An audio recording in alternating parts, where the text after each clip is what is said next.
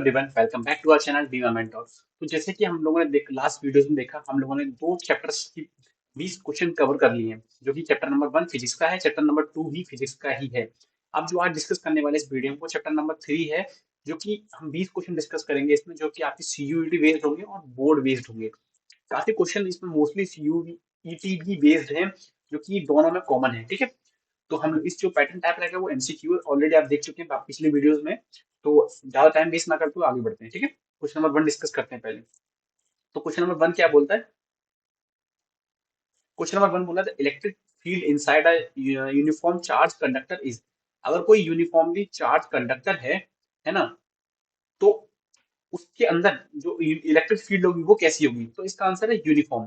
ठीक है, अगर किसी डिस्टेंस एक्स पर अगर चेक करें तो उस एक्स डिस्टेंस के रेडियस में हर जगह इलेक्ट्रिक फील्ड ही जीरो होगी। जैसे फॉर एग्जाम्पल आप एग्जांपल ले सकते हैं स्फीयर का।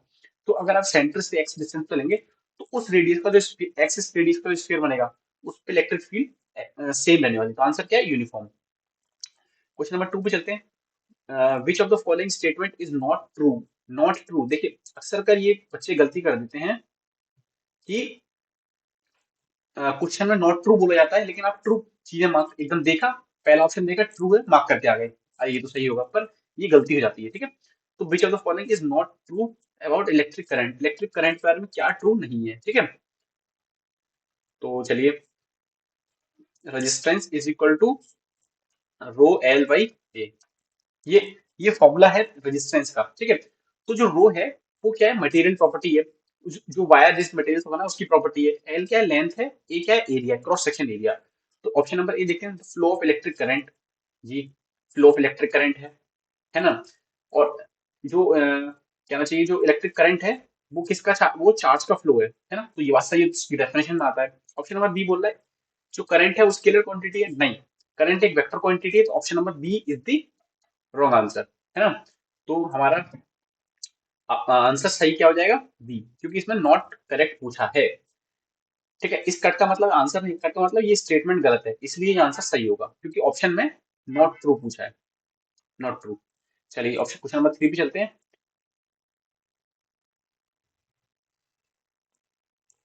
ठीक है, क्वेश्चन नंबर 3, हाँ 3, क्वेश्चन नंबर 3 बोला था resistance of a conductor depends on.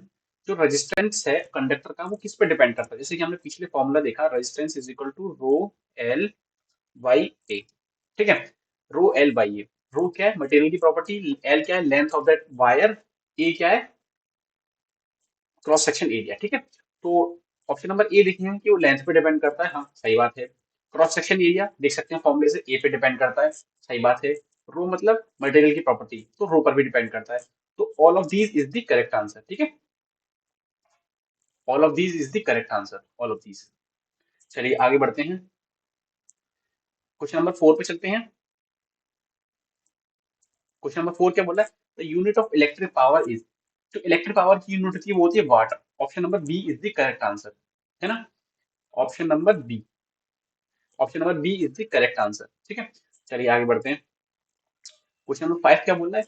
The current through a resistor is in is proportional to resistance. जो करंट है रजिस्टर के थ्रू वो रेजिस्टेंस की कैसे प्रोपोर्शनल होता है? तो रेजिस्टेंस जैसे कि फॉर एग्जांपल मान लीजिए आर, जैसे कि एक मिनट सॉरी, जो ओम्स लॉ के अकॉर्डिंग क्या है, V is directly proportional to I।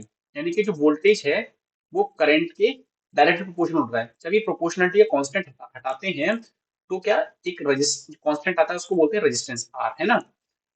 तो ये किसके अकॉर्डिंग होता है? ये ओम्स लॉ के अकॉर्डिंग होता है। तो इसलिए option number A is the correct answer. ठीक है, ए। चलिए आगे बढ़ते हैं, क्वेश्चन नंबर 6 पे चलते हैं। The electric potential at a point in electric field is defined as. ये क्वेश्चन हमने ऑलरेडी चैप्टर नंबर 2 में देख रखा है। यहाँ पर भी चैप्टर नंबर 3 से भी सेम क्वेश्चन बन सकता है, इसलिए मैंने इसको यहाँ पे भी रखा है। चलिए देखते हैं। The electric potential at a point in electric field is defined as the work done in moving a unit positive charge from that point from infinity to that point. देखिए, है ना, क्वेश्चन आप पढ़ेंगे तो आपको मोस्टली आपके आधा question वही सॉल्व हो जाएगा। ठीक है, the electric potential at a point in electric field is defined as. तो ऑलरेडी हमको पता है इसका आंसर क्या है? ए। ए क्यों? द वर्क डन, जो इसको डिफाइन करते हैं वो ये work done from moving a unit positive charge from infinite to that point. ये क्या होता है? Electric potential at that point in uniform electric field. चलिए आगे बढ़ते हैं क्वेश्चन नंबर 7 पे। क्वेश्चन नंबर 7 बोल रहा है the unit of electric current की यूनिट क्या है? एम्पियर। एम्पियर है ना। तो इस सॉरी एम्पियर है। तो ऑप्शन नंबर क्या हो जाएगा हमारा सही? D. Option number D is the correct answer है ना। यहाँ ए का मतलब आप ऑप्शन नंबर ए मत समझिए। ऑप्शन यहाँ पे ए का मतलब एम्पियर है। ए एम पूरा लिख ही देता हूँ मैं। ठीक है। क्वेश्चन नंबर 5 8 की तरफ चलते हैं। Electric potential difference between two point is equal to. दो पॉइंट के बीच में इलेक्ट्रिक पोटेंशियल डिफरेंस कैसे डिफाइन हो जाता है? ये होता है कि work done in moving point from A to B. जैसे मान के चलिए दो पॉइंट्स हैं। दो पॉइंट्स हैं, पॉइंट ए और पॉइंट बी। जैसे कि मान के चलिए पॉइंट ए और पॉइंट बी। पॉइंट ए के और पॉइंट बी के बीच का जो इलेक्ट्रिक पोटेंशियल का डिफरेंस निकालेंगे वो किसके बराबर होगा? अगर किसी हम पॉजिटिव चार्ज को इस पॉइंट से यहाँ तक लेके जाएंगे तो उसमें किया हुआ वर्क डन के बराबर होगा। तो ऑप्शन नंबर ए इज गलत आंसर क्योंकि उसमें एनर्जी बोला है। Option number B is this correct answer है ना। B is the right answer क्योंकि बी क्या बोला? Work done in moving a unit positive charge from that point to other point. ठीक है। ये इसकी डेफिनेशन में ही है। क्वेश्चन नंबर 9 क्या बोल रहा है कि electric current flows through conductor is directly proportional to। अगर इलेक्ट्रिक करंट कंडक्टर में फ्लो करता है तो वो किसके प्रोपोर्शनल है? तो वो देखिए जैसे कि B is equal to I R है ना। तो V is equal to R पर आई के आर क्या है? आर तो एक प्रोपोर्शनलिटी कांस्टेंट है। तो क्या V जो जो करंट है, जो ओम्स लॉ बोलता है, ओम्स लॉ क्या बोलता है? जो पोटेंशियल डिफरेंस किसके प्रोपोर्शनल है? आई के। देखिए V, तो जो V है वो I की प्रोपोर्शनल है। तो V क्या है? इलेक्ट्रिक पोटेंशियल डिफरेंस उस कंडक्टर का। ठीक है। तो option number C is the correct answer. क्या क्या ऑप्शन है? C. C is the right answer है ना। चलिए मैं सी को अच्छे से लिख देता हूँ। C is the correct answer. I hope आपको एक में कोई डाउट नहीं हो। चलिए क्वेश्चन नंबर 10 पे चलते हैं। The resistance of a conductor is directly proportional to. जो रेजिस्टेंस है वो किस किस के प्रोपोर्शनल है? हमने फॉर्मूले में ऑलरेडी दे रखा है। Resistance is equal to rho L by A. ठीक है। तो resistance is equal to rho L by A मतलब लेंथ के भी प्रोपोर्शनल है, सही बात है। क्रॉस सेक्शन एरिया के प्रोपोर्शनल, सही बात है। ए टेम्परेचर के प्रोपोर्शनल है क्योंकि टेम्परेचर किस पर डिपेंड करता है?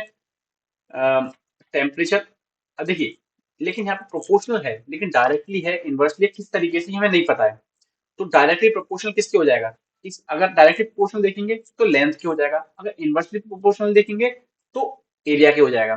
तो हमें रो का नहीं पता क्योंकि रो का तो हम रो से तो डायरेक्टली प्रोपोर्शनल है। और ऑप्शन सी में दे रखा है टेम्परेचर। ये बात सही है, टेम्परेचर बदलने से रो भी बदल जाएगा। पर उसमें एल में भी चेंज होगा, ए में भी चेंज होगा, वो सारे चेंजेस होंगे तो उसका अलग अलग ऑप्शन रहेगा। पर डायरेक्टली प्रोपोर्शनल किसके हो जाएगा? लेंथ के। ठीक है। चलिए आगे बढ़ते हैं। तो यूनिट ऑफ रेजिस्टेंस, रेजिस्टेंस की यूनिट क्या होती है? ओम। हमेशा से आप देखते आए ओम। तो option number C is the correct answer. Option number C. ठीक है। ओम। क्वेश्चन नंबर 12 को बोला तो electric energy consumed in a circuit is equal to. अच्छा, एनर्जी का फॉर्मूला पूछा है तो एनर्जी क्या होती है? Power into time. Energy is equal to power into time. ठीक है। Energy equal to power into time. तो प्रोडक्ट ऑफ जो फिल इन द ब्लैंक्स हमें फिल करना है तो उसमें क्या हो जाएगा? The product of power and time. तो अब पावर कौन सा ऑप्शन में? ऑप्शन नंबर बी में है तो हमारा option number B is the correct answer. ठीक है। चलिए क्वेश्चन नंबर 13 की तरफ चलते हैं। The electric power consumed in a circuit. अच्छा, पिछले में तो एनर्जी का फॉर्मूला पूछा था, अब इसने पूछा पावर का फॉर्मूला। तो पावर क्या होती है? Power is equal to V I है ना। वी आई यानी कि वी क्या? पोटेंशियल डिफरेंस, आई क्या? करंट। तो पढ़ते हैं। तो the electric power consumed in the circuit is equal to product of current and voltage.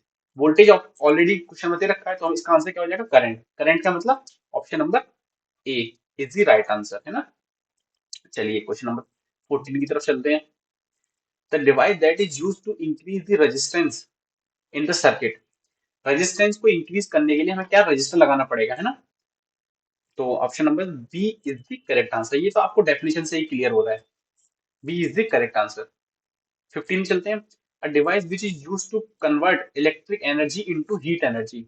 Electric energy को हम हीट एनर्जी में कन्वर्ट कर रहे हैं। तो ऑप्शन नंबर ए देखते हैं, मोटर। मोटर क्या करती है, इलेक्ट्रिक एनर्जी को मैकेनिकल एनर्जी में कन्वर्ट करती है। वो जब घूमती है ना तो मैकेनिकल एनर्जी है, ठीक है। हीटर क्या करता है, इलेक्ट्रिक एनर्जी को हीट में कन्वर्ट करता है। तो option number B is the correct answer, ठीक है। चलिए क्वेश्चन नंबर 16 पे चलते हैं। The resistance of a conductor is inversely proportional to. अब resistance of a conductor is inversely proportional to किसके हो जाएगा। देखो डायरेक्टली तो लेंथ के प्रोपोर्शनल होता है, टेम्परेचर का हमें नहीं पता। तो एरिया, एरिया क्या होता है, थिकनेस इनटू, मतलब अगर जैसे बात करें तो area inversely proportional to thickness हो जाएगा इसमें, ठीक है। क्योंकि एरिया में एरिया कैसा निकलेगा, थिकनेस का भी मल्टीप्लिकेशन होगा उसमें। तो answer number B is the correct answer. जैसे कि resistance is equal to rho L by A, है ना। तो जैसे मान के चलिए एक हमारे पास एक प्लेट है, तो एक फॉर एग्जाम्पल इसका एरिया, जैसे कि मान के चलिए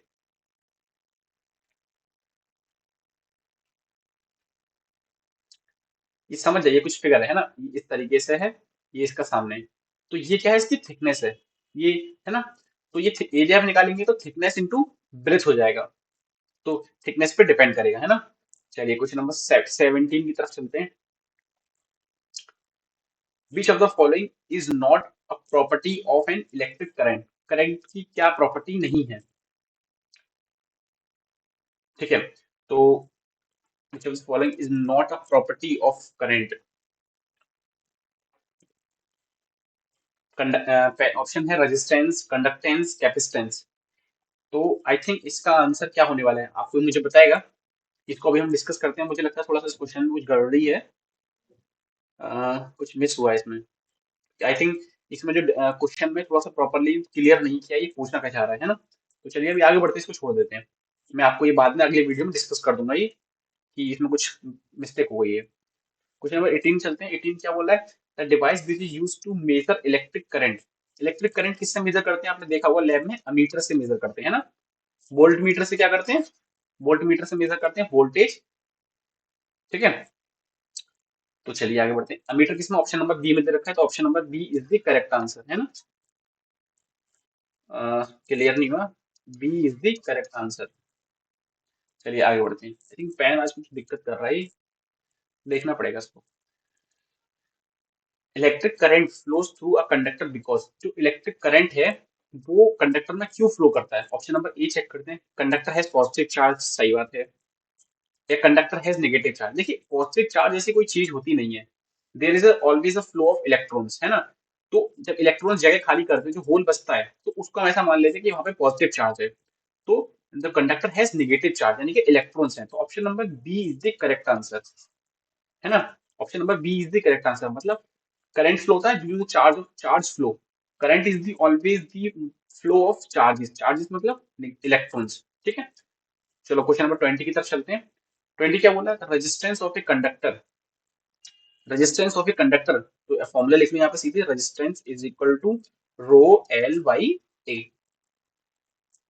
सॉरी फिर से लिखता हूँ मैं, resistance is equal to rho L by A, है ना।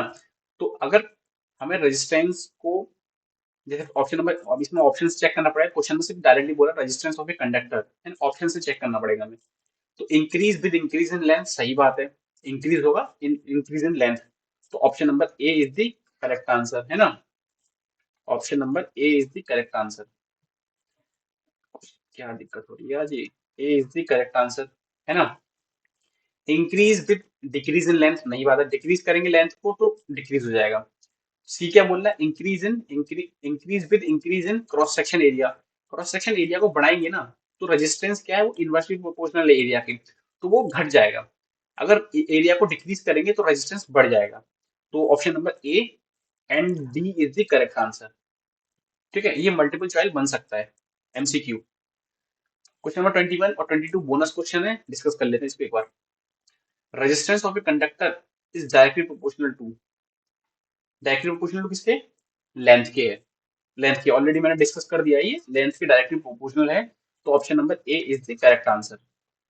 चलिए क्वेश्चन नंबर 2 क्या बोल रहा है, Ohm's law state that. Ohm's law क्या बोलता है, the current flow through the conductor इस ओम्स लॉ की जगह पहले बताता हूँ। ओम्स लॉ बोलता है V is directly proportional to I। ये याद रखना, V is directly proportional to I, ये ओम्स लॉ का स्टेटमेंट है। अब डेफिनेशन पढ़ लेते हैं। ओम्स लॉ स्टेट क्या करता है? ऑप्शन नंबर ए में देखते हैं, current flow through the conductor is directly proportional to the potential difference. बात सही है, V is directly proportional to I। Option number A is the correct answer. Option number B क्या बोल रहा है? Potential difference cross across the conductor is directly proportional to the flow to the current flow in it. अच्छा, अब आप नहीं, अब देखिए, हाँ इसमें थोड़ी सी गलती हो गई है। जो ऑप्शन नंबर बी इसमें करेक्ट आंसर होगा, ना कि ए। क्योंकि ऑप्शन नंबर ए क्या बोल रहा है, मैंने थोड़ा सा जल्दबाजी कर दी इसको आंसर करने के लिए। आंसर नंबर बी होगा, क्योंकि V is directly proportional to I है ना। तो option number B is the answer, ना कि ए। ए को अभी आप काट देते हैं, ए सही आंसर नहीं है, और आंसर हो जाएगा इसका B, potential difference across the conductor. ठीक है, चलिए, आई होप आपको इस वीडियो के रिगार्डिंग सारे क्वेश्चंस क्लियर हो गए होंगे। जो भी 22 क्वेश्चन डिस्कस किए हैं हमने, सारे के सारे क्लियर हो गए। अगर नहीं हुए हैं तो मुझे आप कमेंट बॉक्स में पूछ सकते हैं। ऑलरेडी हमारे सारे टेलीग्राम के जो लिंक्स हैं, या फिर जो भी हमारे सोशल मीडिया हैंडल्स हैं, उन सबके लिंक है नीचे डिस्क्रिप्शन में होंगे। आप चाहें तो मुझे ज्वाइन कर सकते हैं यहाँ पे। और और सबसे जरूरी बात, आप हमारे टेलीग्राम ग्रुप को जरूर जरूर ज्वाइन करें, क्योंकि सारे हम जो जिसके अभी तो हमने 20 क्वेश्चन डिस्कस कर दिए, वहां पे हम लास्ट ईयर के पेपर भी डालने वाले हैं, डालते हैं। डेली क्विज भी लेते हैं जहाँ पे बच्चे आंसर करते हैं, जिससे आपकी सीयूईटी और बोर्ड की दोनों की प्रिपरेशन होती है ना। तो आई होप आपको सब चीजें क्लियर हो गई इस वीडियो के रिगार्डिंग। बाकी कोई डाउट तो आप मुझसे पूछ सकते हैं, जैसे कि मैंने पहले बोला। फिलहाल के गुड बाय, थैंक यू।